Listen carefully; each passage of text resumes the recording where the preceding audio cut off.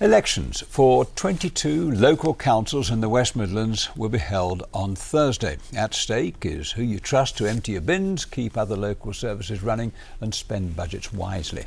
Walsall Burrough Council is currently run by a coalition of Conservatives and Liberal Democrats. Sounds familiar, doesn't it? Well, the results in these local polls will be seen as an indicator of who might be headed for Downing Street next year. Callum Watkinson reports. Conservatives rule in coalition with Liberal Democrats, a confident Labour Party hopes to seize power, and UKIP threatens to dent the larger party's votes. Not Westminster 2015, but Walsall this Thursday. A local election with some very national themes, and in the town's marketplace, it's national issues people want to talk about. Unemployment, or more like lack of jobs. TRACEY Stone is a retired job centre worker. We dealt with people who were on job seekers, and our job was to get them work within a certain amount of time period.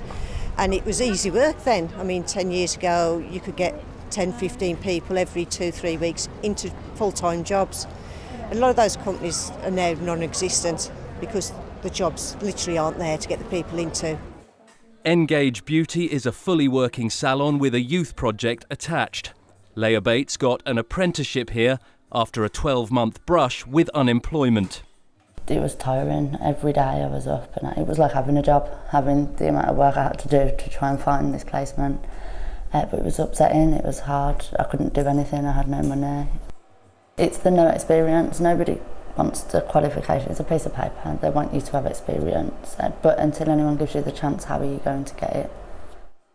Leah's story reflects that of many young people in Walsall, according to the boss who gave her that chance.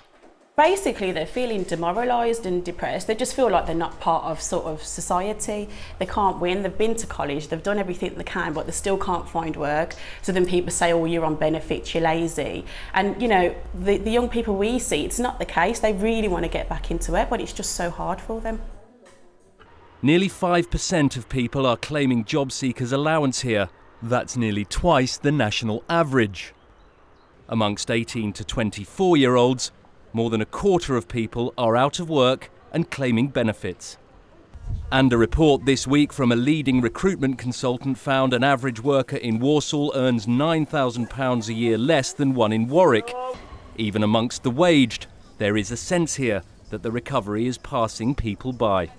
If you talk to the people around here, they may not feel any sort of more wealthy. Let's face it, sort of their incomes, if they're employed, have probably sort of remained fixed for the last number of years. If they've got any savings, they've not gone up because of sort of very low interest rates. The whole thing about the recovery is very much London-centric. We know that there's the property prices are booming, and they're around here. I suspect that sort of people don't feel the same way. They'll be looking for parties that can promise them something better. The race for a council majority here is close. 24 Conservatives rule in coalition with 5 Liberal Democrats, just giving them the edge over 28 Labour councillors, with 2 independents and 1 Democratic Labour councillor holding the balance of power.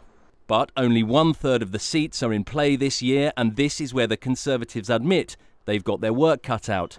To win a majority, they have to hold the 10 seats they're defending and win another 7. Labour need to defend 7 and win another 3. Apart from the 3 main parties, UKIP and Independents, the British National Party and the English Democrats have a candidate each. And there's anger here over another national issue, welfare reform.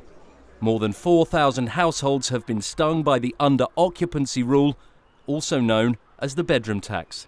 I've got a house and my children grew up in it, and they've obviously flew the nest, so the next property I get that's smaller I can have.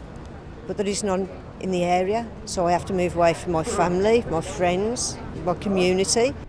The so-called bedroom tax is a good example of a national issue coming into play at these local elections. All 60 councillors here, Conservatives included, recently passed a unanimous motion of no confidence in the controversial central government policy. But it's these councillors who administer it, and these councillors who are likely to be punished for it when people cast their ballots in places like Walsall.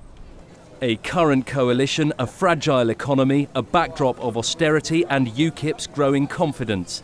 The parallels with the national picture are striking. And the result in Walsall could hint at what awaits Westminster in 12 months' time. Callum, Watkinson, ITV News.